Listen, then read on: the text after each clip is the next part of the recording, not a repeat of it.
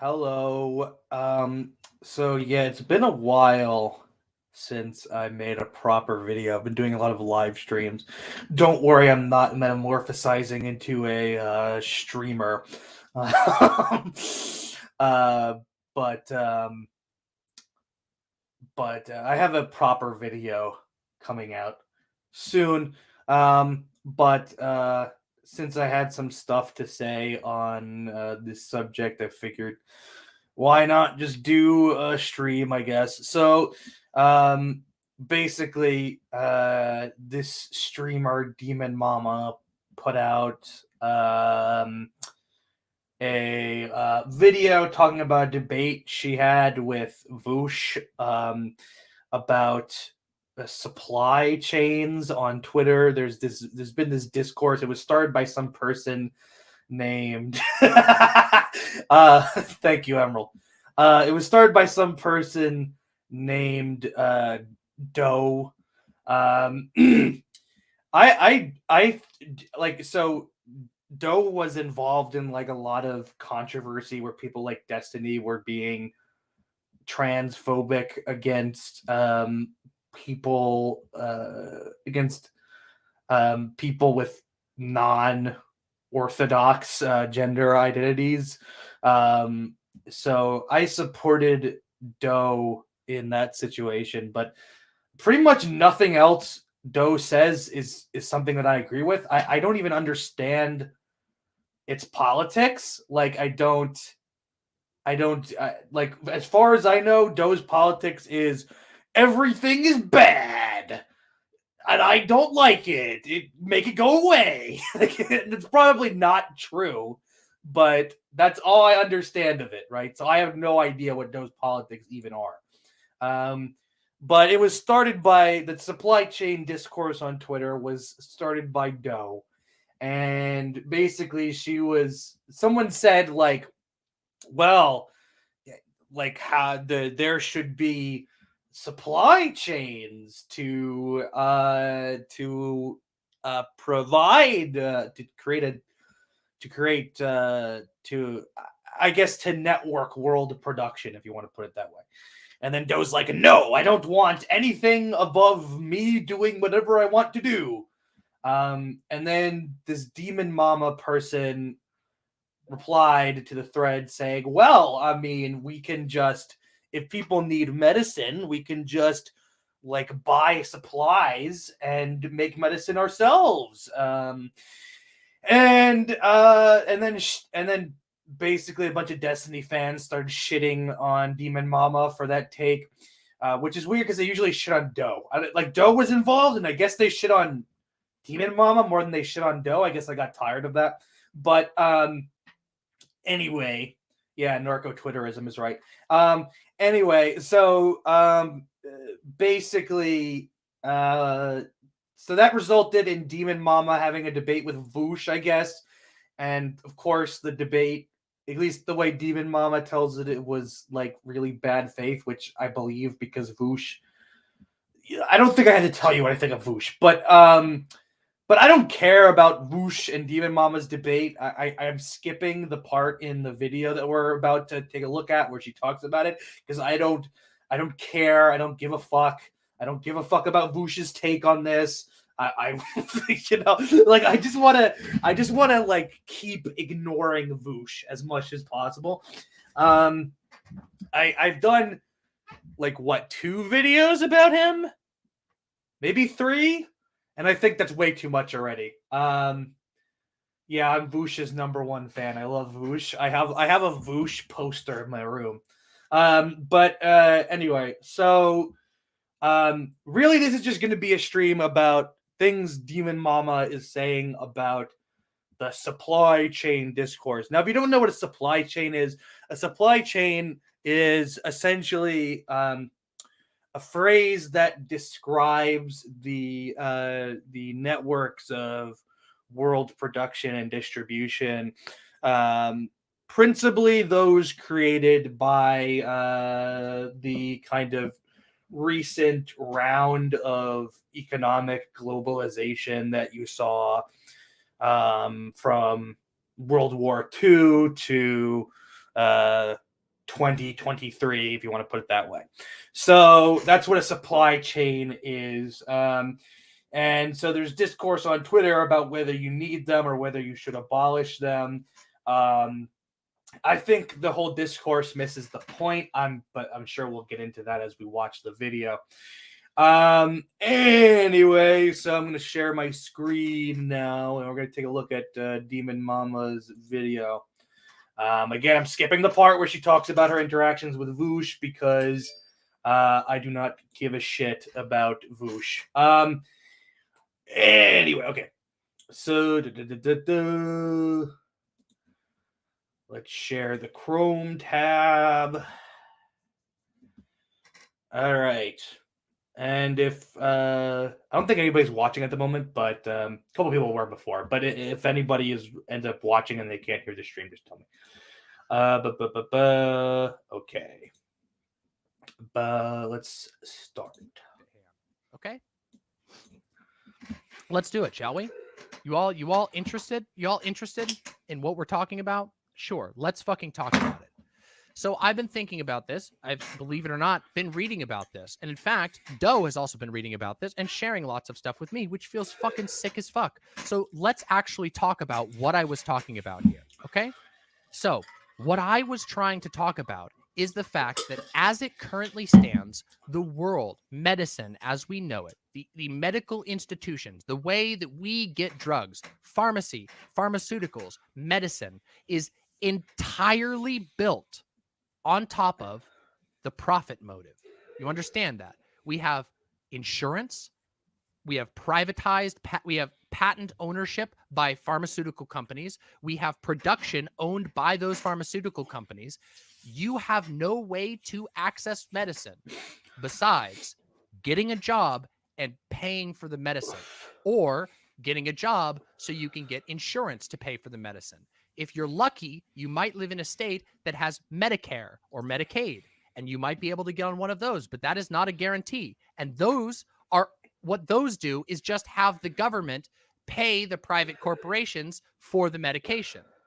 So, yeah. So, in terms of Medicare and Medicaid, I think it should be mentioned that both of those things are means tested, which means that unless you cross a certain poverty threshold, you don't get on the program. Excuse me. Same thing for Obamacare at large. Now you might think, oh, well, yeah, I mean, the program is for people who are in poverty. You know, you don't want to provide it to people who have the means to pay for it. But the way that works out in reality is that the poverty threshold is so extreme that it ends up excluding people who do need the assistance from getting the assistance. So basically, if you can't pay for healthcare, and so you're trying to get on, you're trying to get insurance, and to get government benefits of whatever kind, but you don't, and you need the assistance because you can't pay, but you nevertheless you don't cross a certain, you're above a certain kind of poverty threshold, then you don't get the assistance and you don't get the insurance. So that's something I thought was that should be mentioned. So it's a little bit fucking, so that's the start point. That's where we're at right now. And in a world where everything is locked behind money, medicinally is locked behind money, you might go, well, then maybe I should do it myself. And you go, well, damn, medicine is very complicated. Yes, it is. But if you can't afford it, you don't have anything else. And if you're in pain or you're dying and you still don't have money and you're in pain or dying, you might not be able to get money. So what happens when you are the one who is cut out of the currently existing supply lines? Odd. Now we're in a different circumstance. So some context before, earlier in the stream, Demon Mama said that what she's talking about is not a model of a post-capitalist society. She's talking about how people can support themselves if their access to essentially the capitalist world economy is cut off.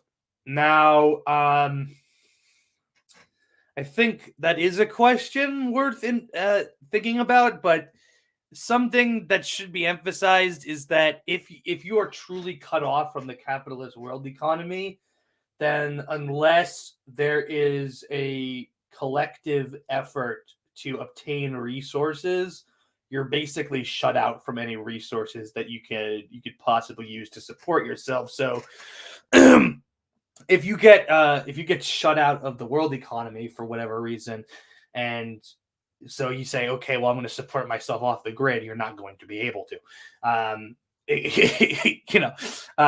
unless you know how to, like, I don't know, survive in the woods or something. But anyway, Wait, what do you do if you don't have the money to pay for your life-saving medication? You have a couple of options. You either steal it, you either find a miracle way to get that medication legitimately, you make it yourself, or you buy it on the gray market. And gray markets are often, interestingly, qualified drug producers in other countries who sell these things via technically not legal routes. Let us continue.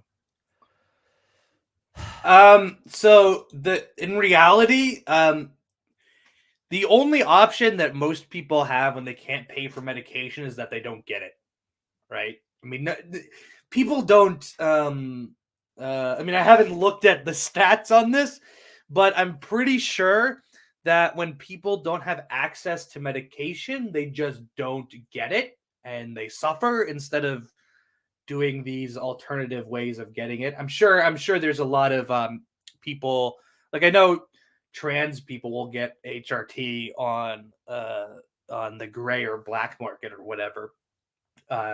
So it happens sometimes, but I think for most people they just don't get the treatment that they need. And that, I guess my overall point here is going to be that if we're trying to construct models of individual self-sufficiency, I think you've basically kind of lost the plot.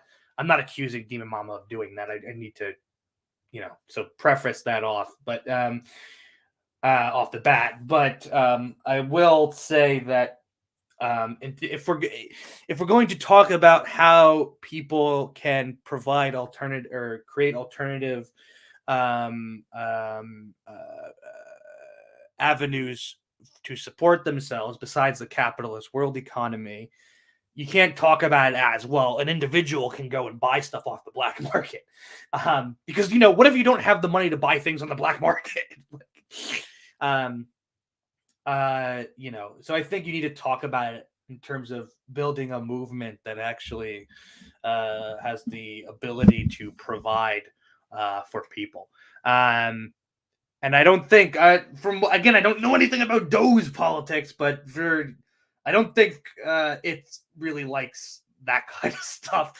And I think a lot of the discourse about supply chains, I'm on the pro supply chain side is kind of stupid.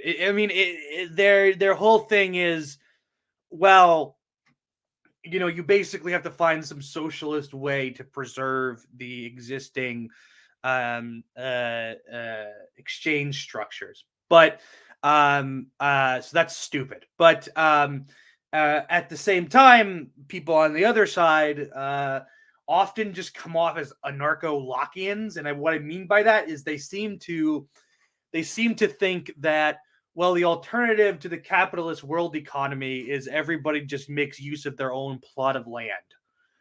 And that's a very famous ideological justification for the capitalist world economy. And that's not how the world works. There are social systems in place that limit what you can do in terms of production and reproduction. So there's not this reality where you get to be a Lockean individual mixing your labor with the land.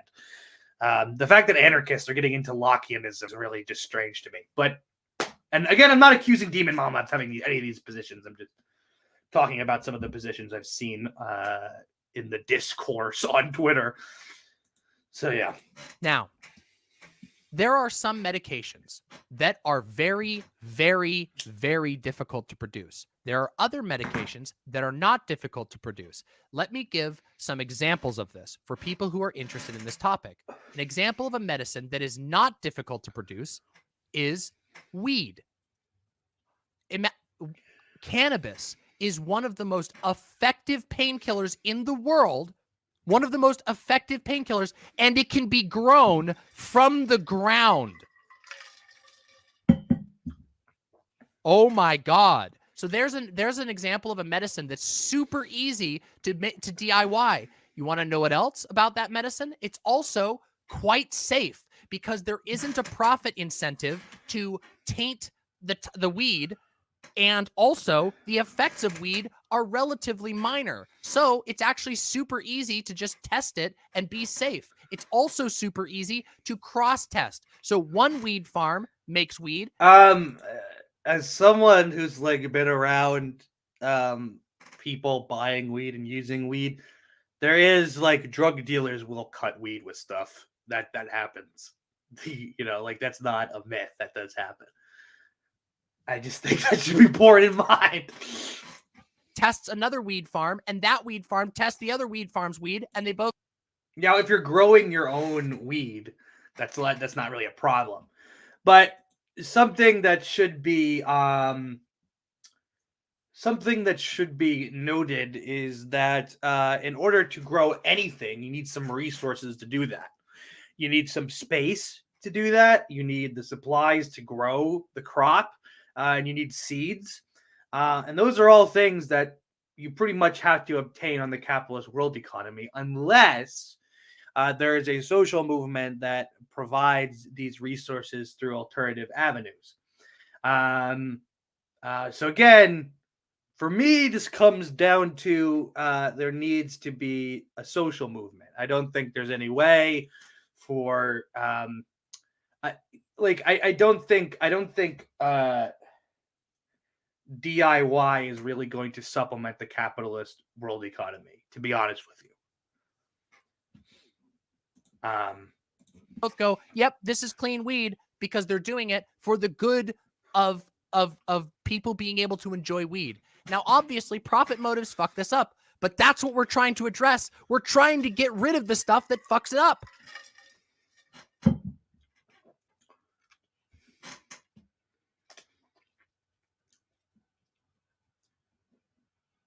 Now, there are other medications that are not so easy to make. Okay? Some of those are to treat extremely, extremely niche illnesses, very, very rare illnesses that only some people have, and therefore it's difficult to produce. I don't know. Do you think cancer is niche and rare? Like, I'm not sure that radiation treatment is easy to produce or whatever, or even just operations. Like, people need operations all the time, and it's questionable. Like, how do you do DIY surgery? Like, I feel like there are some things that she's not really thinking about here, but now, if there is a medication that is very, very difficult to produce, don't you think that we should reserve special supply lines for that type of medicine? Because right now, the way it works is that capitalist supply lines control everything, including niche medicine. Now, because of the profit margin, that means that we have giant drug factories and that we have extremely stringent, highly bureaucratic drug supply lines, which cut people out who then die from that disease. I think, as people who allege to be leftists and anarchists, that perhaps we should go, oh my God, this is a very, very bad situation for us to be in. This niche medicine is patented, controlled, and manufactured only by corporations, which means if you're the one who's sick, you have to pay that corporation. We should build free non-profit supply lines for complicated medications. And it might be hard to do, but we should do it because it saves people's lives and we're leftists. No one ever said that we are going to delete all chemists, that we are going to delete all chemistry, that we are going to delete all factories. The factories exist already. The professionals exist already. The materials exist already. They are all being exploited by capitalism. And what I'm trying to say is we should find ways to break down the specifically exclusive consumer supply lines and replace them with better things, some of which might not look at all like what we imagine now. And guess what? There are chemists, specialists, shipping specialists who can figure it out and do. An example of this. Did you know that all over the world, there is a black market for designer drugs? I'm talking drugs that get you high in a way that you can only produce in a lab. Drugs which could kill you if they weren't pure.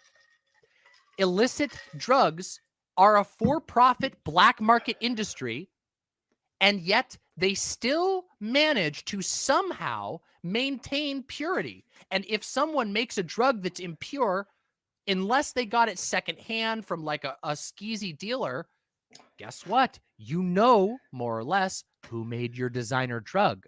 And you can go and take umbrage with them, and other people will as well. And that's not a free market solution. That is a reputation-based system, which is... Okay, so there are a few things. Is your book still coming on? Or I've been looking. Yeah, it takes a lot of. It's I have a good portion of it done, like maybe a fifth of it done, but it takes a lot of work.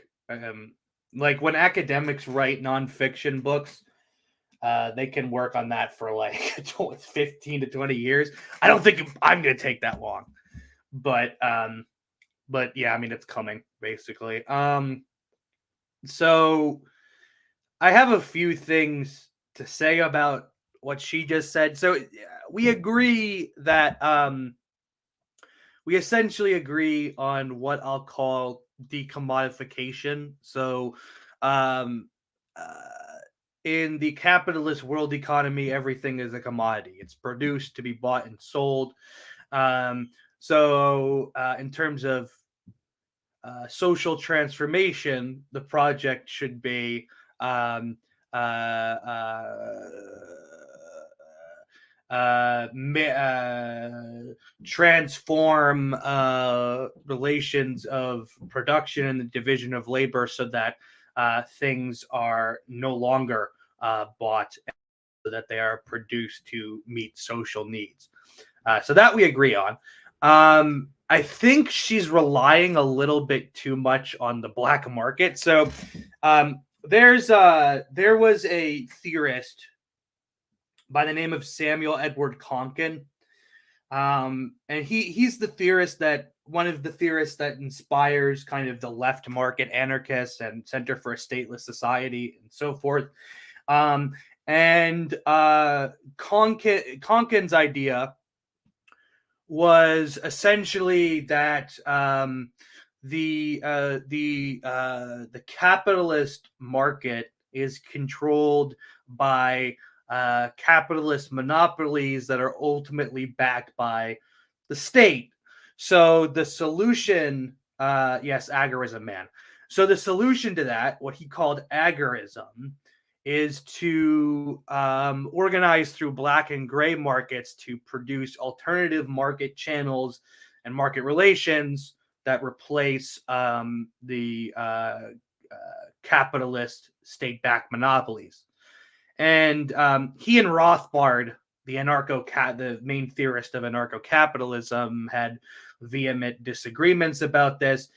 of course, since anarcho-capitalists don't actually want to get rid of the state, Rothbard's idea was, no, we have to elect libertarians to government, and they will scale back state regulations on the economy.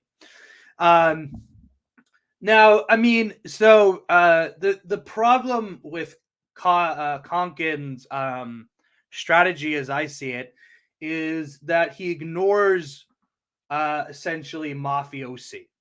Mafiosi are illicit capitalists. They dominate the illegitimate markets, the non-legal gray black markets, right? And there's the only difference between the mafiosi and the legitimate capitalists really is that mafiosi lifestyle is much more dangerous, right? So and that's why most of them, so even if you construe the black or gray market as something that you want to replace capitalism with or capitalist relations with, ignoring the fact that it's literally just illegitimate capitalist relations from the point of view of the state against the law, right? Ultimately, mafiosi tend to just launder money to go legitimate because the lifestyle is so dangerous. So it's not even a sustainable alternative, even if it was an alternative, which is not. It's just, you're just talking about illegitimate capitalism. And because it's easier to be a legitimate capitalist than an illegitimate capitalist, mafiosi end up going legitimate usually if they don't get killed. So, like, I really don't think people should be thinking of developing alternatives to capitalism in terms of the black and gray markets. I really don't. I'm sorry. It's not a good strategy. Is what most of the world already runs off.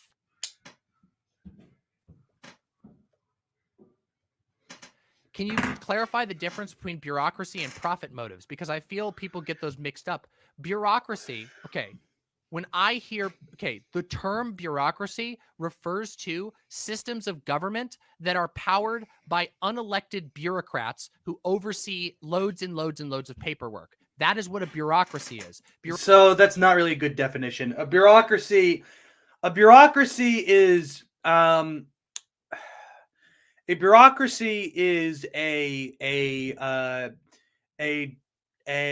institutionalized division of labor in which there is a hierarchy of official positions.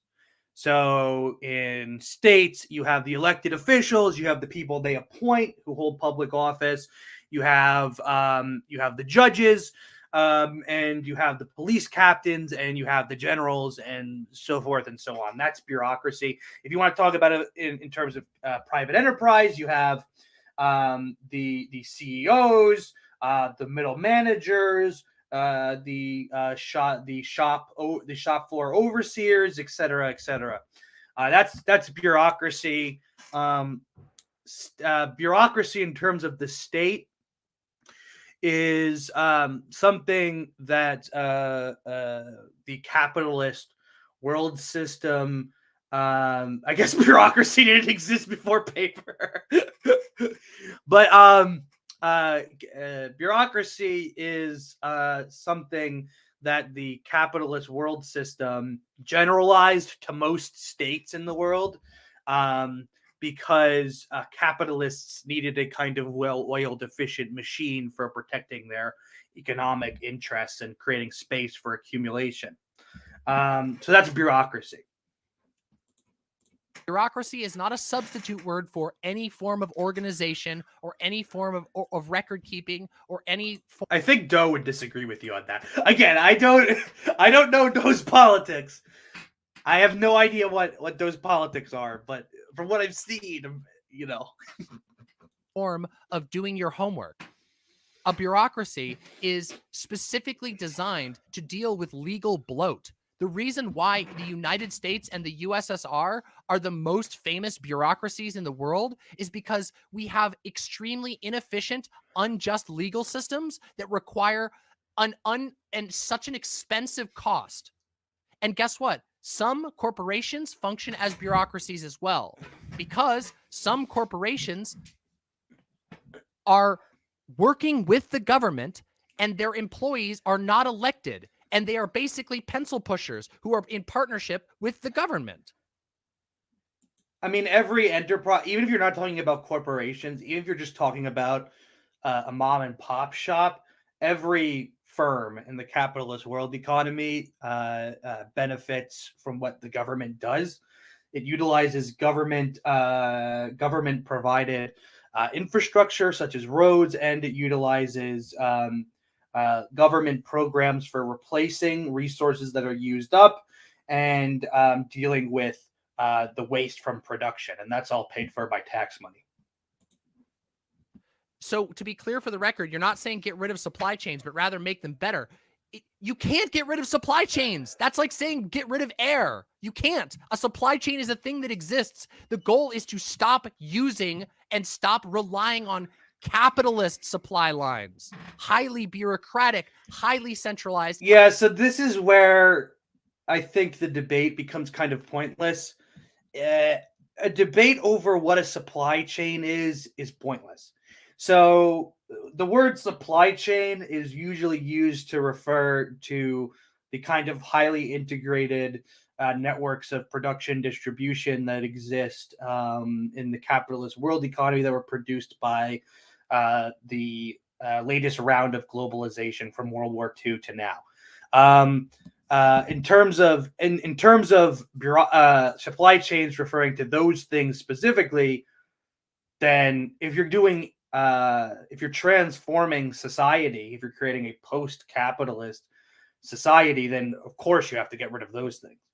But if you just want to talk about networks of production and distribution in general, then yes, I agree. If you're going to have a post-capitalist society, those things will exist.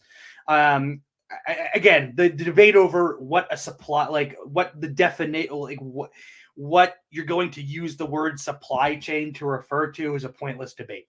You have to delineate what you're talking about. Are you talking about the globalized, integrated capitalist division of labor, or are you talking about an alternative to that? So again, I mean, the real issue behind all of this is not even just supply chains themselves. The issue is what's called the axial division of labor, the division of labor that sustains the capitalist world economy. You have to talk about that, what that constitutes, and what an alternative to that constitutes. That's the real issue. I actually think people should just stop talking about what is a supply chain. Talk about the division of labor. That's the useful thing to talk about. Capitalist supply lines, which deliver to paying consumers, not people who need it. Those capitalist supply lines, those consumer supply lines deliver to consumers, not to those in need.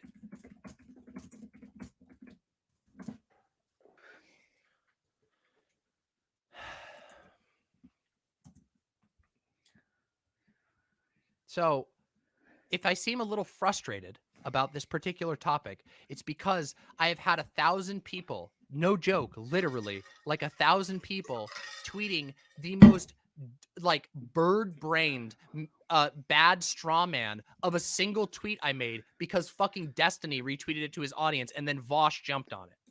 Yeah, I quote retweeted her tweet. All I did was she said that people should buy supplies, and I was like, buy? That's a bit sussy. That's all. That's what I did. I didn't like, so you are saying this. That means you are saying this. Like, you know.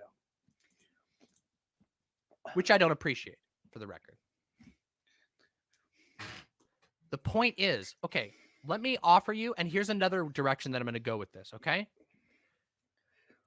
There is a difference, and somebody by the name of Counterpoints. I'm going to give a little tiny bit of I don't know anything about Counterpoints, but like that person definitely like stole ContraPoints' isn't it? Like they just saw like, ooh, ContraPoints is a YouTuber?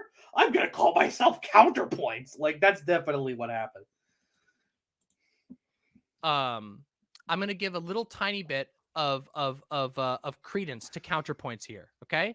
Counterpoints made a tweet, and he said that the problem with, he watched the conversation, And he said, and I'm quoting approximately, the problem here is that Demon Mama is talking about anarchist solutions in the here and now, and Vosh wants to talk about a 1,000-year anarchist project. And that is true. I don't believe in a thing like a 1,000-year anarchist project. I don't think that we can even conceive of that, because I think that all that we can really do is think of worlds that we want to aim for, and work on them in the here and now. I can wait. But that's the thing. Hanubia, to be fair, I can see how someone could have gotten tripped up on my tweets. I can too. Is Vosh talking about a 1,000-year anarchist project? Because usually when I hear Vosh talk, he's talking about like, but you see, we need to have the market socialist transition where AOC gets elected. Like, but I was not allowed to explain the trip up. Anyway, let's talk about something, okay? Good Faith Actor says, there seems to be a trend of you arguing against how a thing is distributed or administered and people interpreting it as you arguing against the thing itself. Curious. I know. Yeah, here's the tweet. Let me show you the tweet right here, okay? This is a great tweet. I want to quote Counterpoints directly. And I will point out, I have had a fantastic conversation with Counterpoints specifically about anarchism, okay? Demon Mama is an anarchist and believes in the power of parallel structures. I don't think Vosh is an anarchist unless it's on a millennia-long project and ideal. That is the disconnect in this conversation. Now, usually Vosh fetishizes pragmatism and transitionary states. Yeah, I mean, what he thinks he's doing is, in his words, pragmatic political advocacy. And when he says that, I hear like, I'm gonna get on stream and tell people to vote for AOC. So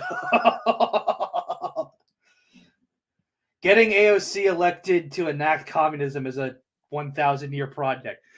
You're going to be waiting 1,000 years for that to work. Yeah, I agree. I don't know that I would agree with his wording exactly, but I agree with his sentiment. Vosh and I had very, very different approaches.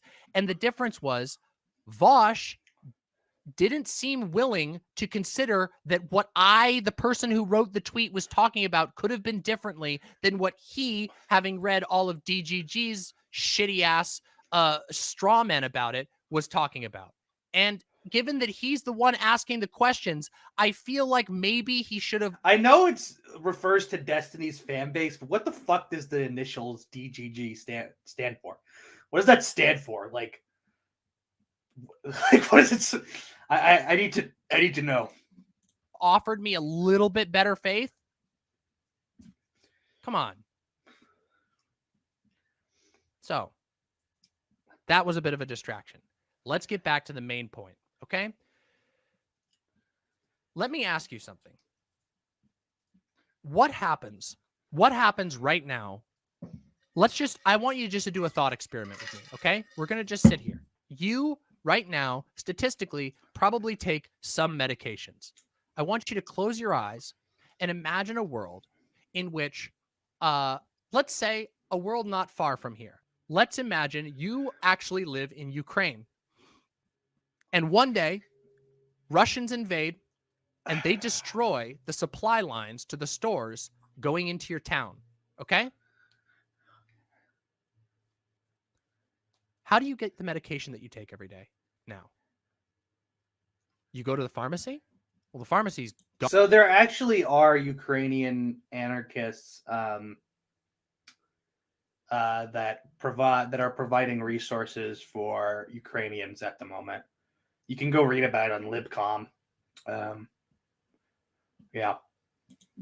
Gone or closed or out of stock. So now what? You have medicine you need. Where do you get it? You ask your friends? You ask your found family? Well, it turns out in our modern world, if something bad happens, you usually just die. Yeah, that's right. Here in America, you don't have money, you don't have a home, you just die. And in a country where something like a disaster happens, like an invasion or, a series of natural disasters like wildfires that wipe out your town, wow, we don't actually know where to get any of our medicine. I've heard Vosh say he's an anarchist more than I've heard him talk about or spread anarchist ideas. These days, he's talking about how great and useful NATO is. Yeah, I know. Luckily, I think from what, and I'm not a, oh God, like whenever I talk about Vosh, people get into the weeds with me about, well, in this stream, he said, I don't fucking know or care. I'm not, I don't pay attention to Voosh. Okay. I watched every once in a while, there's a controversy and I want to see what he actually said. So I'll watch a video and fucking hate myself afterwards. So I don't pay attention to Voosh, but from what I've seen, he's like scaled back the talking about himself as an anarchist, which I mean that's good. That's I mean, because he's not. So yeah. Also, the other day I got some motherfucker that would have like a Ukrainian flag in their Twitter, like shouting, like calling me like a Putin shill because I said sanctions were bad on Facebook. That was fun. Anyway. Outside of the pharmacies near us. Now, if you're lucky, you might have access to a credit card and the internet. And then you might be able to order your medicine online. But guess what? There's a problem with that. Because if you're in the area that's affected by a natural disaster, war, or anything else like that, how the fuck are you going to get a delivery? So do you just die? Now, when I think about that, you might go, damn, Demon Mama, isn't that a bit apocalyptic? Do you know when we live? Do you know have you forgotten that we've lived in a pandemic for 2 years in which how many people are dead in America now because of our lack of response to this disaster? How many? Over 1 million? I haven't even checked recently. Let's take a look. I forget how many. I did check recently. I forget. Global death from COVID.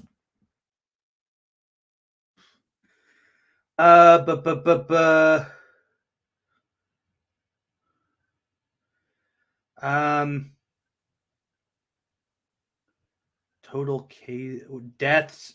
It's over 6 million at the moment, worldwide. Look, can we see? Let's take a look. United States. Fatal cases. 971,000 Americans have died amidst the super advanced medical state of the United States.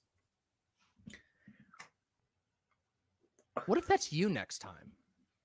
What if that's you next year? What if that's you in 6 months?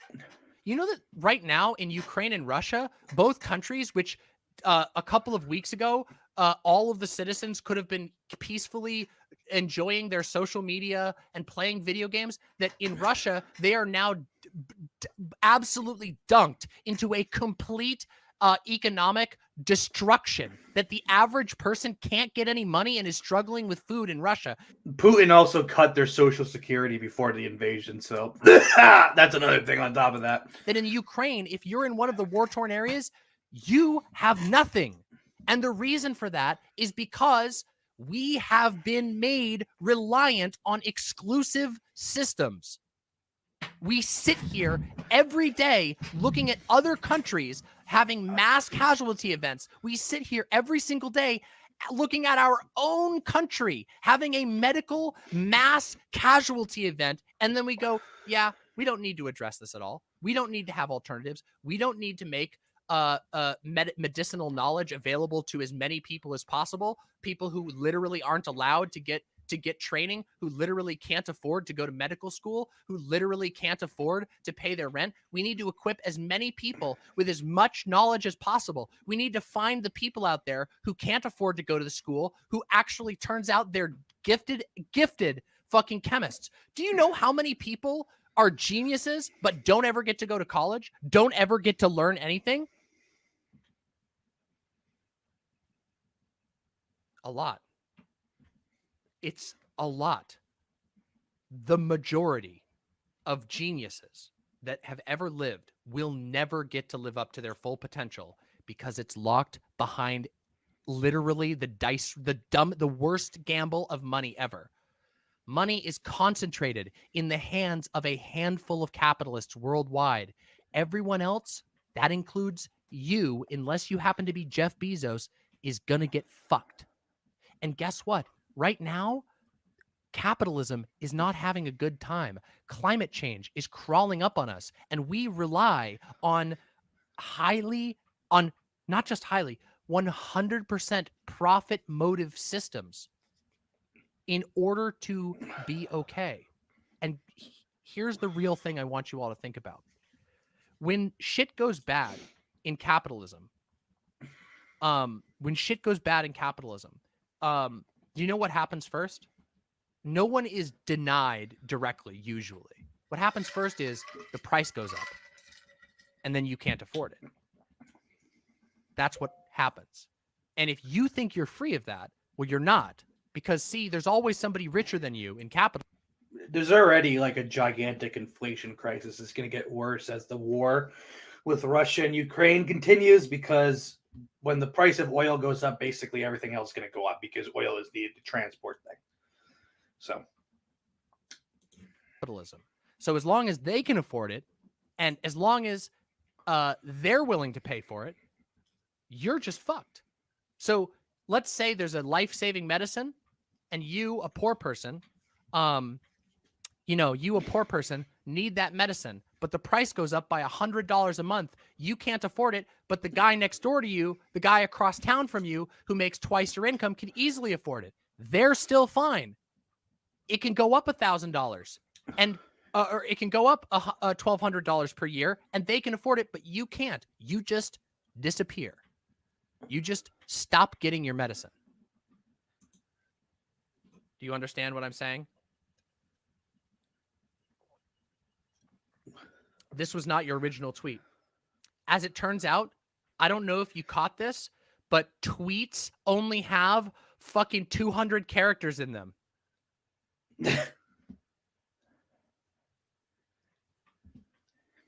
Yes, thank you. Thank you, Gayfesh. I appreciate that. I even out of good faith, out of a tongue-in-cheek good faith, I literally made a thread about it. But this is the problem. You see, this is the problem with the way that everyone engages on this, but also the way that Vosh engaged on this, and part of the thing that made me frustrated. I've seen people cry because their insurance wouldn't cover their necessary top-shelf meds. It makes me furious. People did not ask to have these ailments. I agree. And we must acknowledge that the current system locks many people out, and that we are not done changing things. Shit. And that, in fact, so many people, that we are literally chained to a system that doesn't have to function this way. You realize that we choose to make supply lines function the way they do. We choose to build consumer supply lines where you buy things from people who buy things from people who buy things, instead of saying, wait a minute, we have a need. Our population. Imagine an alternate world, guys. Imagine an alternate world where somebody says, I have an ailment. Is there a medicine that can solve it? And you go, yes, this pharmacy produces a medicine that can solve it. Here's the necessary science that proves this. And then that person's doctor can go, I need that medicine. And then that medicine gets delivered to that doctor, to that person. And we have a supply chain built for that purpose. Not for the purpose of making money, not for the purpose of preserving patents, not for the purpose of upholding the economy, but rather to deliver the medicine to the people in need, to deliver and produce it to the people in need. That's what I'm talking about. That's what I've been talking about.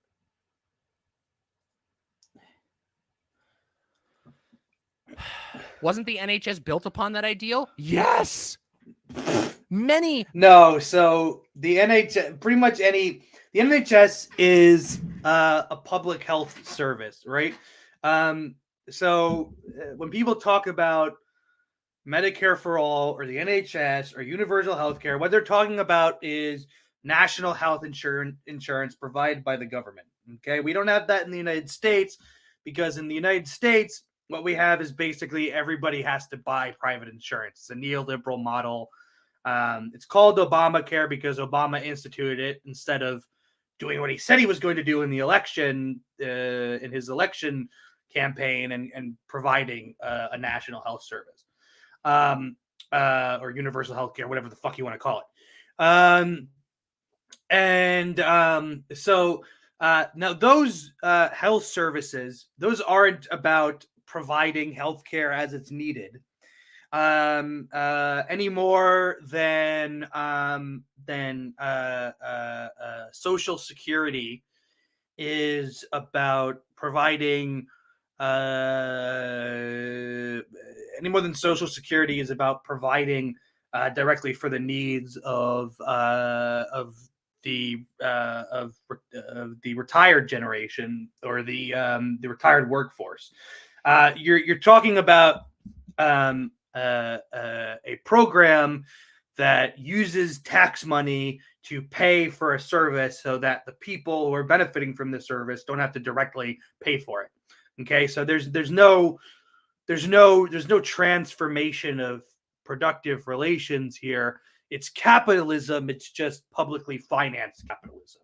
And because of that, pretty much none of the problems of capitalist healthcare are solved by universal healthcare or the NHS or Medicare for all or blah, blah, blah, blah, blah. Maldistribution, which basically means that if you live in certain areas, if you don't live in an urban center with nice medical technology, you basically don't get health care. That isn't fixed by universal health care, NHS, whatever.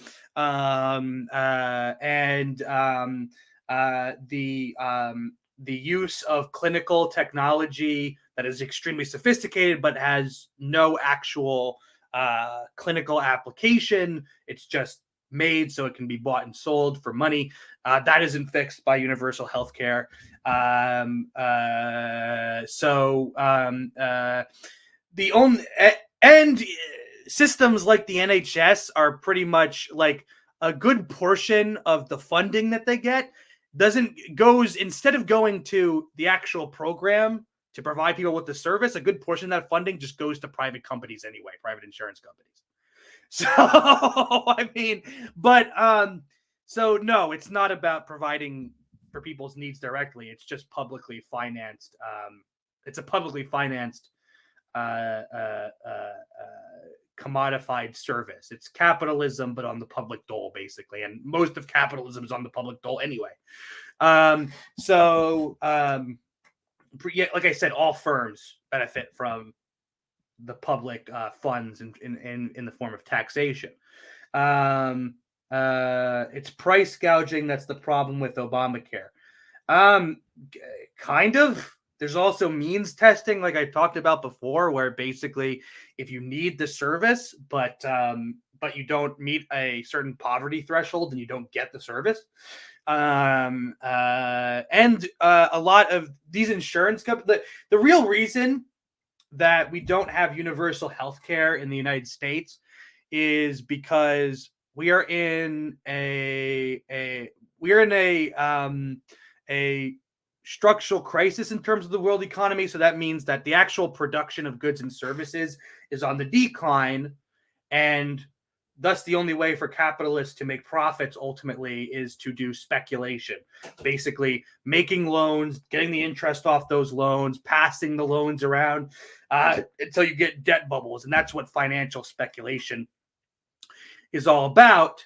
So that's what the financial market is all about. So and so in the United States, one area of that speculation, a major area of that speculation, is actually health insurance. Health insurance companies make a lot of their money off of using the money that should be going to your health insurance to speculate on financial markets. So that's the reason we don't have universal health care in this country. But like I said, the universal health care doesn't solve any of the major problems of capitalist healthcare. What it does is it basically makes sure that the capitalist healthcare is more efficient than it otherwise would be. So you're spending less on the program, and more people are getting better treatment. So it is an improvement over our Obamacare neoliberal model, so it is an improvement, but it doesn't solve the issue, and it's not about providing for people's needs directly at all. The NHS, like other European countries, are going through privatization too, sadly. Yeah. Many universal systems go for that approach. Now, there are problems still with universal healthcare, but they do start to alleviate this. And you want to know what they do? Guys, here's the hot take. Ready? Ready for the hottest hot take of all? You ready? Are you fucking ready? Here. Why do streamers do this shit? Why are they gonna get so? I mean, I get it. Like, this is why I don't like said on a live stream that I'm doing. But this is why I don't like streamers. Like, to be entertaining, they have to do this shit where they just like get really, really worked up and they scream at the camera. I mean, I've gotten loud at the camera before, but like, or at the microphone, but it's just like so overdone. Like, just say what you're gonna say. You don't have to be like, oh, you guys are ready for the hot take? You guys, like, just stop, please, spare me, please. Here we go.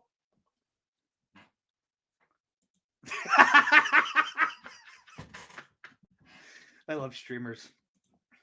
Building an NHS would equal blowing up every capitalist supply line in America.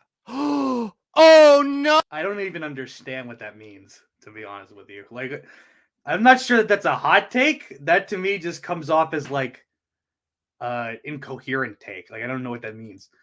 Oh, remember when Doe made that joke about blowing up supply lines? As it turns out, Doe was joking about the fact that any change that you make for the betterment of people would, by definition, destroy consumerist supply lines. They would, and they did. Other countries that have national healthcare systems were willing to destroy the existing very bad supply lines. And no. So National Health Services or universal healthcare doesn't destroy the existing supply lines. What it does is it publicly funds them. That's all. That's all it is. And they're publicly funded already. It's just more public funding, right? So it's not. No, that's not correct. Build new ones. Infernatrix Sophia says it was motivated reasoning the entire time. There was a pretty clear push to misunderstand you. He was actively searching for a specific interpretation of straw man, and everything became a retrofit. I do tend to agree with that interpretation. I do. Sorry, but I think that's accurate. I think Vosh was very mad. I don't know why he was mad. I expressed confusion at why he was mad. I expressed confusion as to why he was calling me a gaslighter, and I expressed confusion as to why he was calling me an abuser. And then his response to that was, "Stop playing the victim. You're better than this," which I think is an asshole, bad faith thing to do. Personally, I'm not so sure about that. There's any number of reasons why someone could get hung up over trivial details, but perhaps I'm being too charitable. Well, see, that's the thing. There was no charitability given to me, and the power the power of the show was in Vosh's hands. Vosh chose to look at my tweet that was getting dogpiled on. Vosh chose to not look at my other stream, and then Vosh chose to interrogate me as if I have a history of being a bad faith actor when I don't. Tal990 says, Vosh misheard you when he called you a gaslighter and acknowledged it when chat pointed out after the debate. Yeah, a little late. Maybe he should issue maybe he should say something. Maybe he should apologize for that, because he went really fucking hard on that point and he didn't have to. He could have. I love how like a gigantic proportion of like the YouTube left debate is not even over issues. It's just over like, how do we interpret Vosh correctly? Like, why? Like, who cares? Who cares what this fucking man bun motherfucker has to say about anything? Who cares? Have just not been an asshole, but he was. So whatever. And this isn't the first time. I still remember Kink at Pride. I still think By the way, I'm not saying that she shouldn't be mad for Vosh treating her like shit. She should be. I'm just saying, like, you know, like that person coming in like, well, Vosh did this at the end of his... Who fucking cares? Fuck Vosh. Who cares? Stop with the Vosh tea leaf reading. Who cares? remember that this is the fucking way it goes. I am treated with zero charitability in this space. And that's not me. I'm not the only one said this. Fucking Xander Hall fucking said this. Xander Hall pointed out that every single person who fucking engages with me in this space straight up gives me zero charitability. And most of that is because of a particular creator who spent a year spreading explicit lies about me to every single person in this space. So everyone comes at me as if I'm the villain of the day. Even outside of everything else, that was one of the worst showings for Vosh when it came to engaging with a point. I literally didn't get it. If in that conversation I sounded bewildered and confused, it's because I was. Okay, we're getting into like the Vosh tea leaves right now, so I'm gonna go ahead and end it because I skipped from her talking about her conversation with Vosh. Again, I don't give a fuck about Vosh. Like, really, I'm just so tired of talking about Vosh. Anyway, so yeah, that was my thoughts on this. Hope you enjoyed. See you later. I'll have an actual video out soon. See you guys.